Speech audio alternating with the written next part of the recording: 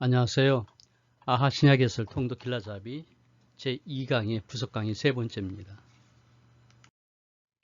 신약예술 통독 교과 과정은 1강부터 12강까지 12주에 걸쳐 진행이 되는데 오늘은 제2강의 부속 강의 세 번째입니다. 세례와 사역의 시작.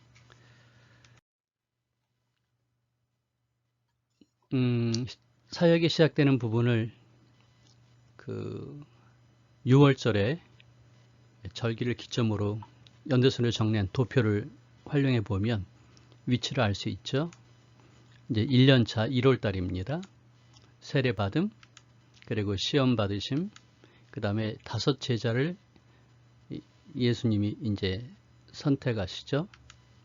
그리고 가나 혼인잔치, 여기까지가 오늘 강의의 내용이 되겠습니다.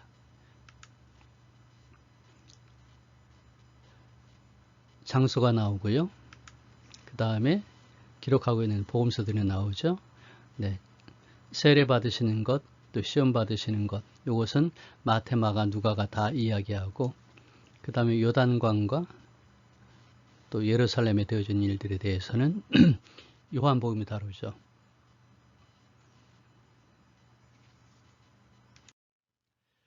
예수님이 겪으시는 그 사건들을 지도에서 찾아보는 것도 또 유익합니다. 네, 초기 유대 사역. 세례를 받으시고요.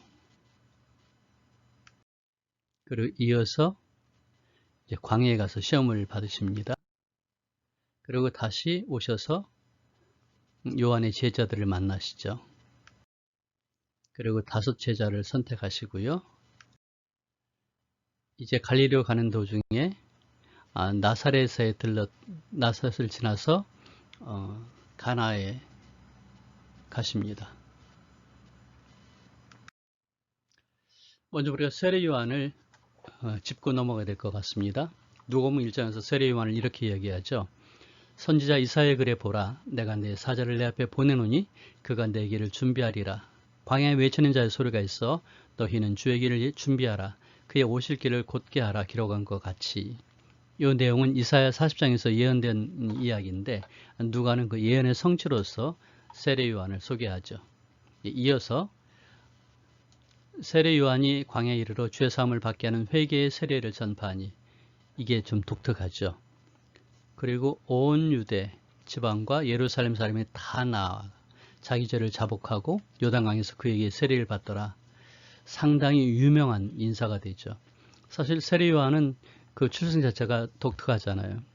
제사장 가문 출신이기도 하고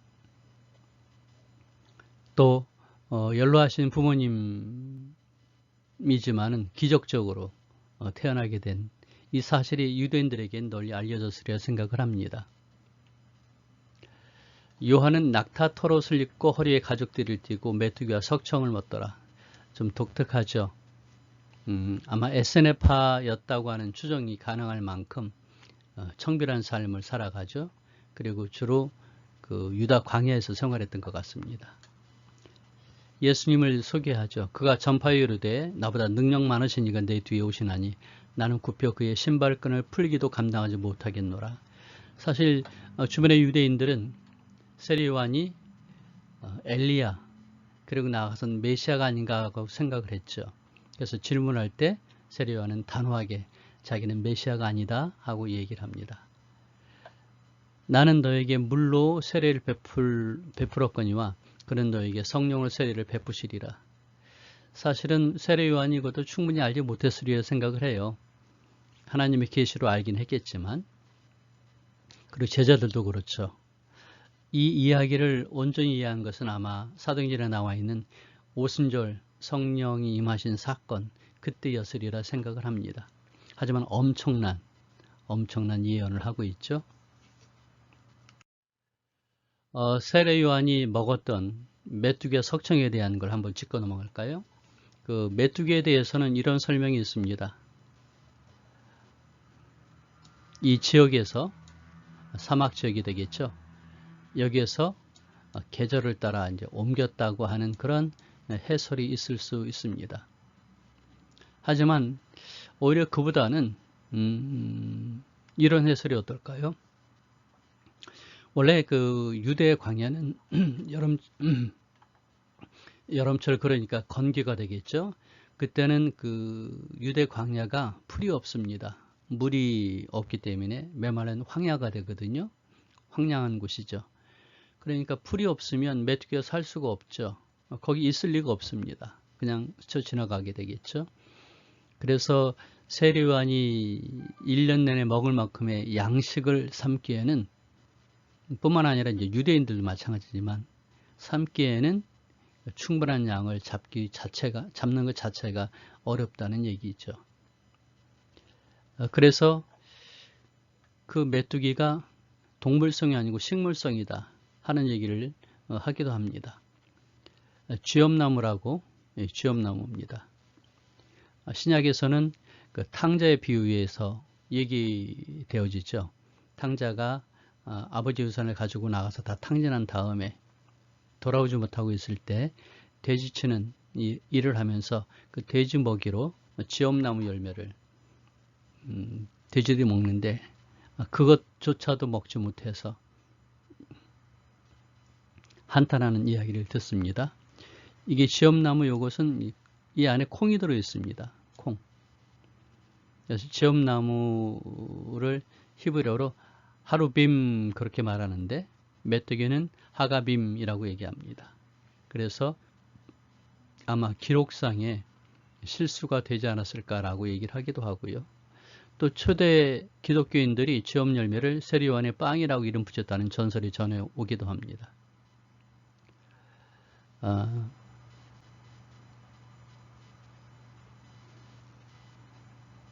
여기 카롭이라고 하는 이 단어가 쥐엄나무죠. 이게 아랍어 콩에서 나온 단어라고 얘기를 하죠. 이 안에 콩이 담겨 있습니다. 그 다음에 석청에 대한 얘기가 있는데 보통 이스라엘에서 꿀로 얘기할 때는 이렇게 벌집으로 얻게 되는 이제 꿀이 있습니다. 하지만 또 이렇게 여기에 뭐냐면 야자 열매입니다. 대추야자라고 그러죠. 성경에는 그런 표현이 없나요? 그럼 종려나무 아시죠? 여러고 있는 그 커다란 야자 열매가 종려나무인데, 야자나무가 종려나무인데 그 열매를 대추야자라고 합니다. 보시죠. 대추같이 생겼죠. 저도 얼마 전에 성지순례를 주관하는 여행사 대표 되시는 집사님에게 선물을 받았습니다. 그래서 대추야자 열매를 먹어봤는데 정말 얼마나 단지 하루에 한 2개씩 먹는데 이거 당뇨 걸리지 않을까 하는 걱정을 하면서 먹었던 기억이 납니다. 이렇게 대추야자 열매를 으깨서 꿀처럼 이스라엘 사람들은 먹기도 합니다. 근데 이제 이 대추야자 열매가 땅에 떨어지고 바위에 있어서 시럽이 되면 그것이 이제 석청이 된다는 것이죠. 석청. 그래서 석청이라는 것은 이제 돌 위에 있는 꿀이 되는데 돌 위에 벌집에 꿀이 있을 수도 있지만 이렇게 야자 열매 꿀이 될 수도 있다는 것입니다. 세례 요한이 있었던 곳은 누가복음 1장에서 말하는 것처럼 빈들에 있었다고 그러는데 빈들, 그것이 바로 여기 유대 광야가 되겠습니다. 이 일은 요한이 세례 베풀던 곳 요단강 건너편 베다니에서 일어난 일이라 그렇게 되어 있죠. 여기 요단강이 있고요. 요단강이 흘러갑니다. 그 다음에 이게 베다니가 있고 여기 저기 이게 모세가 바라보았던 가나안 땅을 바라보았던 누보산이 있고요. 여기가 여려가는 길입니다. 그러니까 주로 이쪽 지역에서 유다 광야에서 빈들에서 이제 세례 요한이 자라기도 했고 사역을 하게 되는데 그 맞은편 베다니 이 지역에서 예수님이 세례 요한에게 세례를 받게 됩니다. 더 큰 지도로 보게 되면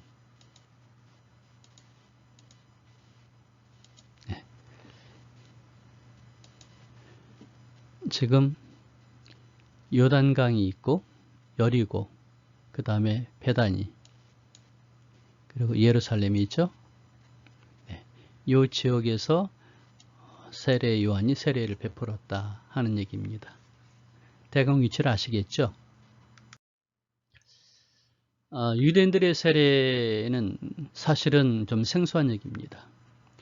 당시에 세례라는 건 이 유대교로 개종한 이방인들이 거쳐야 되는 세 가지 필수 예식이 있는데 할례, 세례, 그리고 희생제물 바치는 것이었는데 그 중에 한 가지였던 거죠. 유대인들이야 뭐 태어난 지 8일 만에 할례를 받았고 세례는 받지 않고 그리고 제물을 바치는 경우가 되니까 세례라는 건 좀 생소했던 것이죠. 그랬는데 세례를 받는다는 것은 이방인들처럼 과거를 지우고 회개하고 새롭게 시작한다 하는 그런 의미를 갖겠죠. 그래서 세례요한이 베푼 이 세례는 좀 특이합니다. 이방인들이 받아야 되는데 세례요한은 유대인들에게도 세례를 베풀었다는 것이죠. 그래서 유대인들도 죄를 고백하고 회개의 세례를 받도록 했는데 이것은 당시 이스라엘 사회에서는 처음 있는 일이며 이 세례요한은 육적인 이스라엘, 자연적인 탄생으로서의 그런 혈통을 중시하지 않았다는 것이죠. 그래서 유대인도 세례를 받아야 되는데 이때 바리새인들 그리고 사두개인들 세례를 받으러 왔어요. 그러니까 독사의 자식들아 하면서 신랄하게 혼을 내면서 세례를 베풀었던 기록도 있습니다.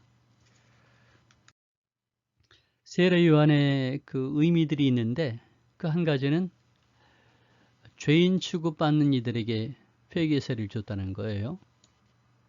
바리새인들이나 사두개인들이 죄인을 취급했던 군인, 세리, 창기. 근데 그 대상이 누구냐면 예수님의 집중 전도 대상이었습니다. 그래서 요한에게 세례를 받은 사람들은 예수님의 메시지에 바로 마음을 열었다는 거죠. 두 번째, 세례 요한은 제자를 양성하였다. 우리가 아는 대로 요한의 말을 듣고 예수를 쫓는 두 사람 중에 하나는 시몬 베드로의 형제 안드레, 나머지 하나는 요한이었죠. 그가 먼저 자기 형제 시몬을 찾아가 말하되 우리가 메시아를 만났다 하고 예수님께 데려오는 것, 그게 요한복음에 나와 있습니다. 그 다음에 요한이 집중적으로 사역한 대상은 갈릴리 사람이었다. 왜냐하면 다시 한번 소개하겠지만 사마리아 그 이야기하면서 한번 소개를 했었는데 지난번에 그 갈릴리에 있는 사람들이 예루살렘에 가기 위해서는 사마리아를 거치지 않고 이스라엘 평야를 지나 벳산을 지나서 요단강을 따라 여리고에서 예루살렘에 올라갔거든요. 그러니까 그 베다니가 사실은 대부분 갈릴리 사람들이 지나가는 길이었던 곳이죠. 그래서 갈릴리 사람들에게 복음을 증거했습니다. 그만큼 갈릴리 사람들은 영적으로 민감하기도 하고 그러니까 기득권을 갖고 있지 않았기 때문에 열린 마음으로 이 새로운 메시지에 반응을 했던 것이죠. 이 이야기는 우리 다음 강의에서 또 한번 이야기해 보도록 하겠습니다. 그리고 결국은 예수님의 사역은 주로 갈릴리에서 있었기 때문에 아주 예수님의 사역을 위해서 중요한 준비가 됐다는 것이죠. 또 예수님과 세례요한의 사역지가 에논이라는 곳입니다. 에논.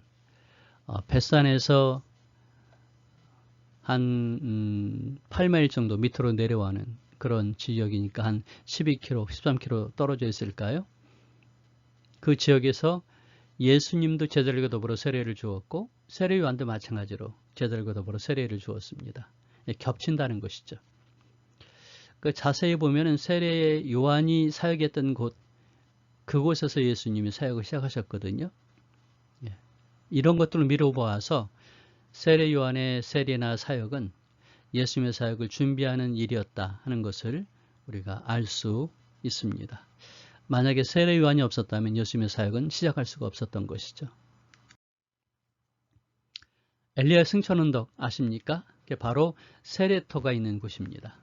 열왕기하 2장에 보면 두 사람이 길을 가며 말하더니 불수레한 불말들이 두 사람을 갈라놓고 엘리야가 회오리 발음으로 하늘로 올라가더라.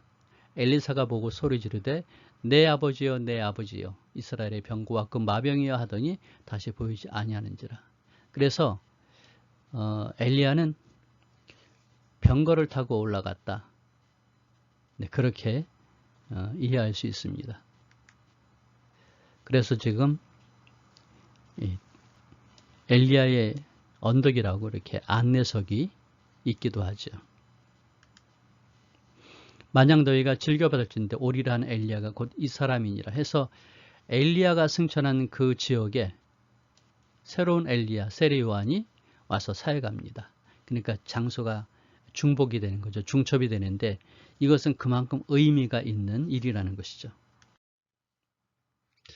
또 여호수아 3장에 보면 여호수아가 이제 40년 광야 생활의 과정을 거친, 그러니까 1세대는 다 죽고 2세대가 신명기에서 모세에게 새롭게 율법을 배우고 그리고 준비해서 가나안 땅으로 이제 들어가게 되는데 요단강을 건너게 되죠. 이 상황에서 예수님의 세례 받으심이 나오게 됩니다. 예수께서 세례를 받으시고 물에 올라오셨더니 성령께서 비둘기처럼 임하시고 또 하늘로부터 하나님의 음성이 들리는 것이죠. 자, 여기에 중첩되는 것이 있습니다. 뭘까요? 네. 첫째는 모세가 준비해서 여호수아가 가나안 땅에 들어가는 것이고, 두 번째로는 엘리야가 사역을 준비했는데 엘리사가 갑절의 영감을 가지고 갑절의 능력으로 계승을 합니다. 요한이 준비한 길을 예수님이 가시게 되죠. 근데 공교롭게 요 짝을 맞춘 두 번째 인물들의 이름이 공통점이 있습니다. 여호수아는 여호와는 구원이시다. 엘리사는 나의 하나님은 구원이시다. 예수님은 여호와는 구원이시다. 동일한 의미들을 갖는 것이죠. 바꿔 말하면 예수님의 사역이 점점 확장되어 나가는 것을 보게 됩니다. 하나님의 구원 사역의 확장을 볼 수 있죠. 그래서 구약의 예언의 성취와 더불어서 이제는 광야를 방황했던 그런 이스라엘 백성들, 더 나아가서는 나라로서의, 그러니까 거룩한 백성이자 제사장 나라인 이스라엘을 향한 하나님의 구원의 모습, 더 나아가서 이제 예수님은 유대인과 이방인을 모두 아우르는 열방들을 향한 구원의 메시지를 가지신 구원자로서의 사역이 이제 시작이 되는 것이니까, 이 베단이라는 이 위치가, 이 장소가 구원의 그 의미를 담는 것으로서 상당히 중요하다는 것이죠. 베다니가 이런 곳이었다. 예수님의 세례 받으심이 이러한 것이다 하는 것을 기억하는 게 필요하겠습니다. 자, 요단강 도화, 요단 세례를 같이 생각해 볼 수 있습니다. 요단강 도화의 주인공은 여호수아죠. 요단강 세례는 예수님입니다.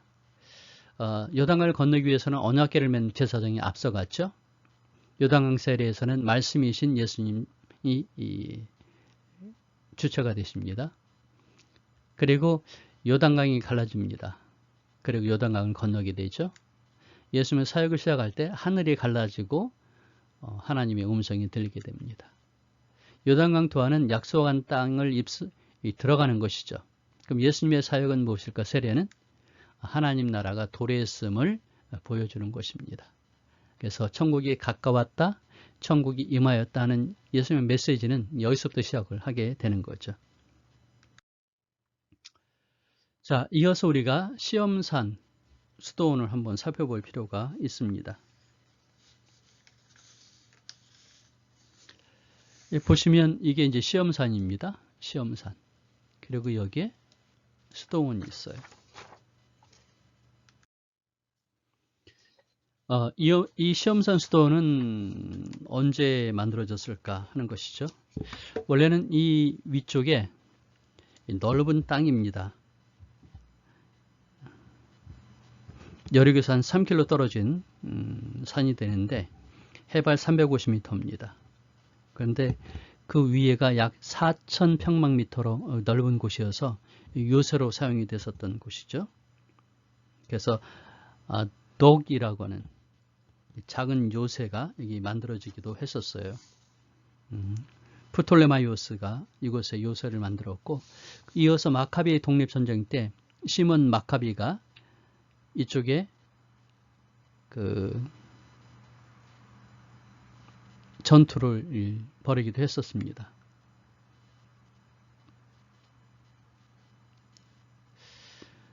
340년경에 카리톤이 이 시험산 정상에 요새 폐허에다가 도우카이 라우라라고 하는 공동체를 만들어서 생활했었습니다.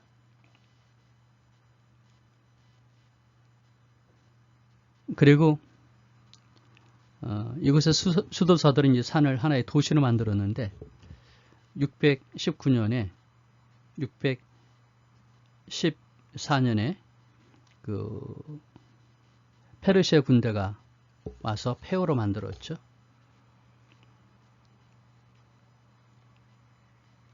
그리고는 이제 그 팔레스틴을 칼리프가 통치하게 되면서 여기 있던 그 수도원이 파괴가 되었습니다. 그리고 십자군이 수복한 후에 두 개의 성당을 지었었는데 하나는 산 중턱에 그리고 또 하나는 뉴욕의 산 정상에 지었다고 그래요. 근데 지금 남아있는 것들은 이 무슬림에서 파괴되었고 지금 남아있는 이것은 그리스 정교회가 땅을 사서 1895년에 지은 것입니다. 근데 어디다 지었냐면 이 돌이 있는 곳, 예수님이 40일 기도하신 기도터에 있는 돌인데 여기에서 기도하셨다는 거죠. 이것이 이제 전설로 내려온 것이긴 하겠지만 이것을 확인하고 여기에다가 제단을 만들면서 수도원을 지었습니다.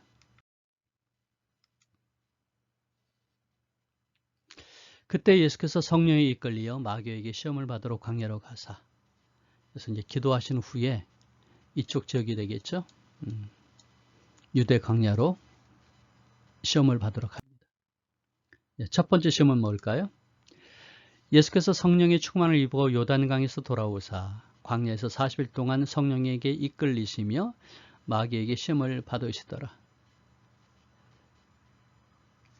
그러니까 여기는 구분을 해야 되겠죠. 40일 동안 성령이 이끌리시며 기도하셨고 마귀에게 시험을 받으신 겁니다. 이 모든 날에 아무것도 잡수시지 아니하시니 날수가 다함에 줄이신지라. 40일이 맞춰지니까 줄이신 거죠. 이때 마귀가 합니다. 유혹을 하죠. 내가 만일 하나님의 아들이거든 이 돌들에게 명하여 떡이 되게 하라. 어떻습니까? 여러분들 금식하실 때 그런 경험 없으신가요? 저는 원래 고기를 안 먹습니다. 근데 금식할 때 보면 고기 냄새가 어디선가 술술 와요. 그러면은 막 먹고 싶습니다. 마찬가지죠. 예수님이 40일을 금식을 하셨으니 얼마나 배가 줄이셨겠어요. 그러니까 마귀가 그 약점을 찌르는 것이죠. 떡을 만들어라 돌로. 왜 그럴까요? 보시면 유대 광야의 돌들입니다.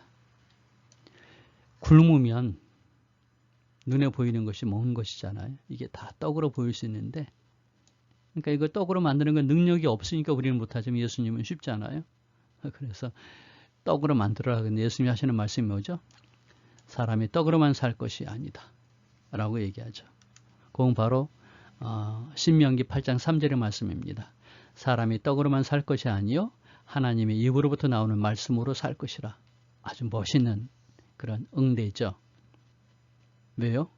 예수님은 이미 신명기에 능통하셨다는 것을 우리가 볼 수 있게 됩니다. 두 번째 시험입니다. 마귀가 또 예수를 이끌고 올라가서 순식간에 천하만국을 보이며 이르되 이 모든 권위와 그 영광을 내가 내게 주리라. 자, 예수님을 어디로 이끌고 갔죠?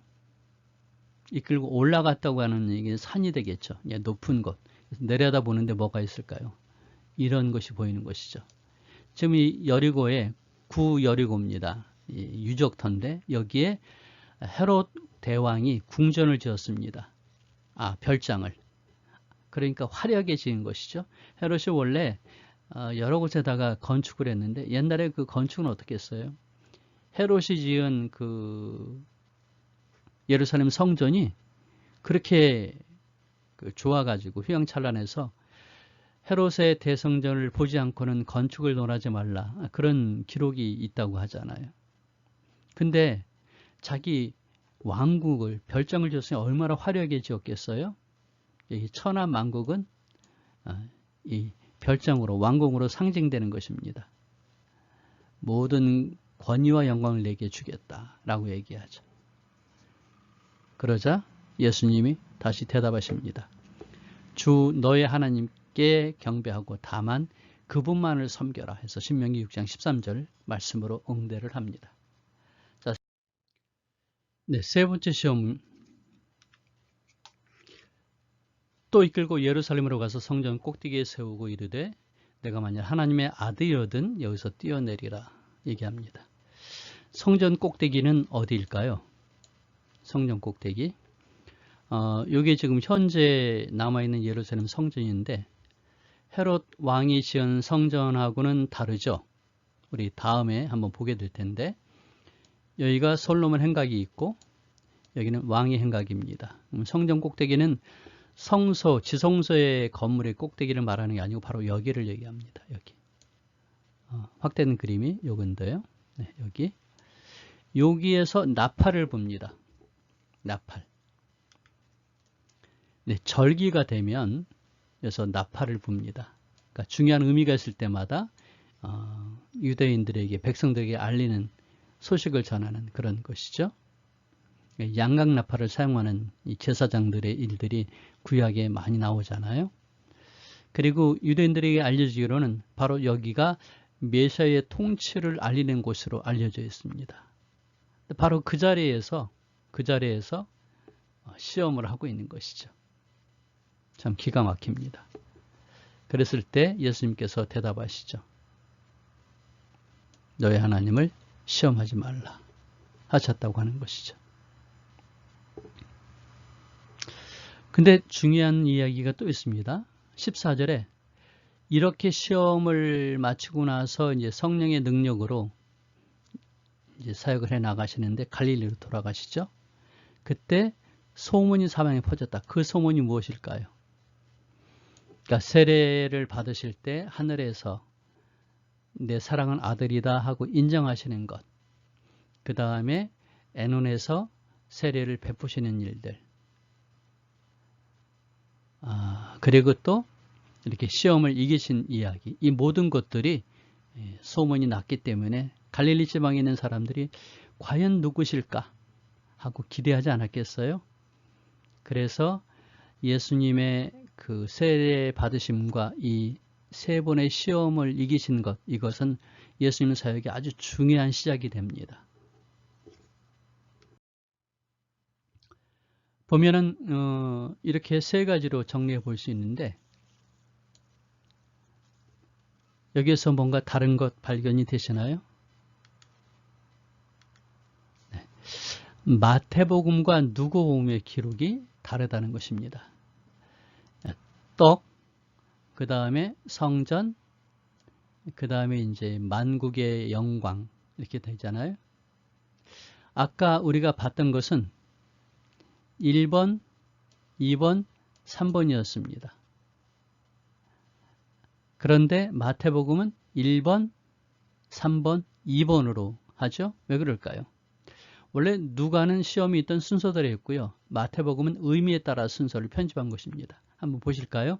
예수님의 응답을 보면 신명기 8장 3절, 그 다음에 신명기 6장 13절, 신명기 6장 16절로 신명기의 순서대로 나갑니다. 그랬는데 마태는 다릅니다. 요한일서 2장에 보면 이 세상에 있는 모든 것이 육신의 정욕과 안목의 정욕과 이생의 자랑이었는데 이게 바로 예수님의 세 가지 시험과 일치가 됩니다. 그래서 이 떡은 육신의 정욕, 그 다음에 눈에 보이는 것에 따라 이제 뇌부동하는 거죠. 안목의 정욕, 그 다음에 세 번째 명예죠. 이생의 자랑. 그래서 마태는 그 의미에 따라 순서를 정했다는 것이죠. 이 시험의 중요한 결론은 뭐겠어요? 믿음을 따라서 말씀대로 순종해라. 그렇게 얘기하고 있는 것이죠. 우리도 마찬가지입니다. 예수님이 이기신 이 시험을 우리도 많이 겪게 될 텐데 그때 해야 되는 것은 말씀대로 순종해라. 근데 순종하려면 어떻게 해야 되죠? 말씀을 읽어야 되겠죠. 그리고 말씀을 이해하고 그리고 지키는 것. 그게 이제 우리가 해야 할 일인데, 말씀대로 순종하기 위해서 첫 번째 시작은 뭡니까? 말씀을 읽는 것. 그래서 성경 통독이 꼭 필요한 이유가 되겠죠. 그 다음에 이제 예수님께서 갈릴리 가나 혼인잔치에 참석하십니다. 갈릴리로 가시는 것인데 언제 가셨을까? 중요한 얘기죠. 이게 바로 세례 요한이 잡혀가셔서 세례 요한의 사역이 멈추게 되었을 때 예수님이 유대 땅이 아닌 갈릴리로 가서 본격적으로 사역을 시작하셨다 하는 얘기입니다. 그 다음에 두 번째로는 사흘째 되던 날이라는 의미가 있습니다. 유대의 이제 문화에 담겨 있는 뜻을 발견해야 되는데, 유대인들에게 셋째 날, 사흘째 되던 날이 상당히 의미가 있습니다. 창세기 1장에 보면 하나님이 묻을 땅이라 부르시고 모이는 물을 바다라 부르시고 보시기에 좋았더라. 보시기에 좋았더라. 창조에 하루하루 하나님이 보시기 좋았다고 얘기했는데 셋째 날만 2번 한 거예요. 유대인들은 그래서 셋째 날에 의미를 둡니다. 물론 육지 생활을 하는 이 이스라엘 백성들에게는 묻을 땅이라고 창조하신 이 자체도 좋았고요. 그래서 이제 이렇게 2번 반복하셨다 해가지고, 원래 우리는 요일을 갖고 있잖아요. 월화수목금토일. 근데 그게 이방인의 신들을 가지고 요일을 정한 겁니다. 그래서 유대인들은 그것을 따르지 않고 안식 후 첫날, 그날이 일요일이죠. 둘째 날 월요일이죠. 셋째 날 그게 화요일입니다. 그래서 사흘째 되던 날은 화요일을 이야기하고, 유대인들은 이날이 복된 날이라고 해서 결혼식을 이때 한다고 합니다. 우리는 결혼식을 보통 주말에 하죠. 하객이 많이 오게 하기 위해서, 아니면 공휴일에. 유대인들은 셋째 날 결혼식을 합니다. 모르셨던 얘기죠? 예수께서 이 표적을 갈릴리 가나에서 행하여 그의 영광을 나타내심에 제자들이 그를 믿으니라. 근데 마태, 마가, 누가는 다루지 않았던 이 갈릴리 가나 혼인잔치는 요한만 다루고 있는데, 왜냐하면 요한의 관심은 예수님이 예수 그리스도이심을 믿게 하려고 하는 거잖아요. 그래서 이적을 베푸신데 단순한 이적이 아니라 표적이었다. 예수님이 메시아다 하는 걸 보여주기 위해서 했던 것이죠. 그랬더니 제자들이 그를 믿는다는 얘기는 제자들이 예수님을 메시아로 믿었다는 얘기죠. 근데 그 다음에 어떻습니까? 또 흔들리죠. 그래서 믿음이라는 것은 한 번 믿는 걸로 끝나는 게 아니라 지속적으로 믿어야 됩니다. 지속적으로. 우리의 믿음도 그래야 되겠고요. 제자들이 여러 번 표적들을 볼 때마다 믿고 하지만 십자가에 달리실 때 다 도망갔잖아요. 하지만 결국은 하나님은 이들을 들어쓰셔서 초대교회에 초석을 삼으시고 12지파의 대표로 삼으셔서 교회를 세우시고 새 예루살렘을 준비해 주시기도 했죠. 네, 표적은 요한복음의 아주 중요한 특징이 되기도 합니다. 가나 혼인잔치를 이야기할 때 우리가 그냥 상식으로 볼만한 것이 있다면, 이 가나가 이 나사렛 위쪽에 있습니다. 그리고 가버나움이 여기 있고요. 그 다음에 찌포리, 세포리스 우리가 앞에서 보았던 거죠. 예, 돌레마이, 악고입니다. 악고. 예, 나인성이 있고 수넴이 있고 다볼산이 있고, 그 다음에 길보아산, 그리고 벳산, 무기또. 예, 무기또는 전쟁하는 곳이었죠.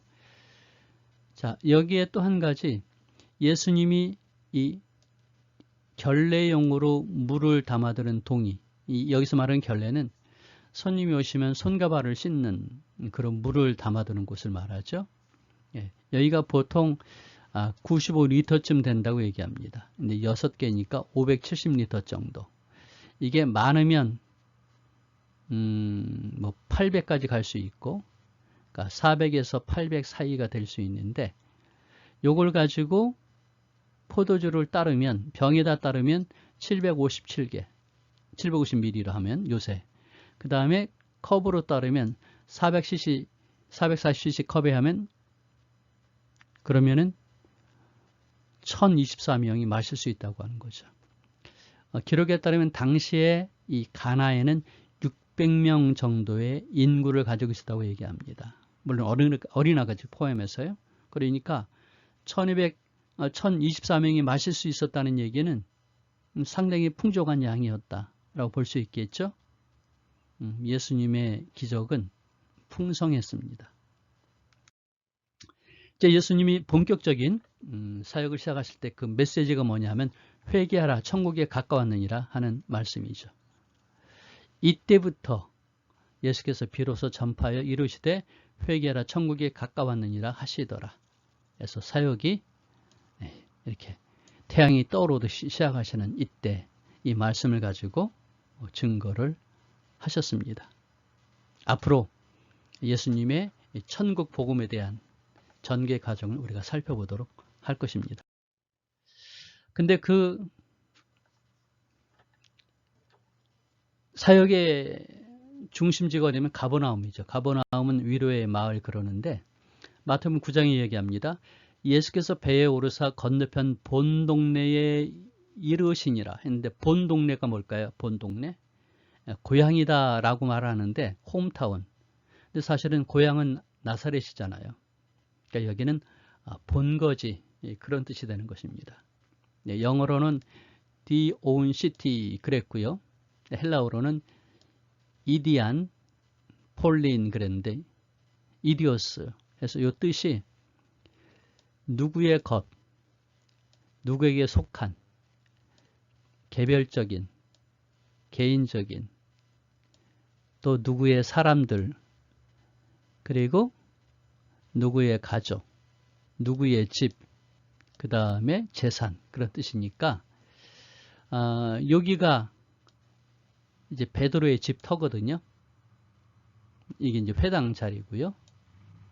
그랬는데 여기에서 주로 이제 사역을 하셨던 것이죠. 이 근처에서 사역을 했는데 여기가 그러니까 고향이라기보다는 베이스 캠프 본부였다라고 말할 수 있겠죠. 그래서 가버나움을 잘 생각하시면 좋겠습니다. 앞으로 자주 이 그림을 보시게 될 것입니다. 그때 다시 한번 더 설명을 하도록 그렇게 하지요. 자, 이 강의를 이렇게 들으시고 복습을 하셔야 되는데 그래서 자료가 좀 필요하겠죠. 단톡방에 3가지 자료를 제가 올립니다. 첫 번째로는 제가 강의했던 PPT를 PDF로 변환해서 올리도록 하고요. 왜냐하면 PPT 자체는 가르치기를 원하는 분들에게 제공할 수 있는 거거든요. 그래서 이 PDF로 제공을 하고 그 다음에 이제 시험상과 수도원에 대한 또 재미있는 설명들이 있는데 제가 충분히 소개하지 못했거든요. 그래서 PDF로 텍스트 파일을 드리고요. 그 다음에 메뚜기와 석청에 대한 설명, 구체적인 설명이 담겨 있습니다. 그래서 한번 읽어보시면 도움이 되겠죠. 자, 이런 자료가 필요하신 분들은 문자로 저에게 연락을 주시거나 아니면 이메일로 연락을 주시면 함께 공유하도록 하겠습니다. 지금까지 함께 해주셔서 감사드리고요. 우리는 다음 시간에 또 만나도록 하겠습니다. 안녕.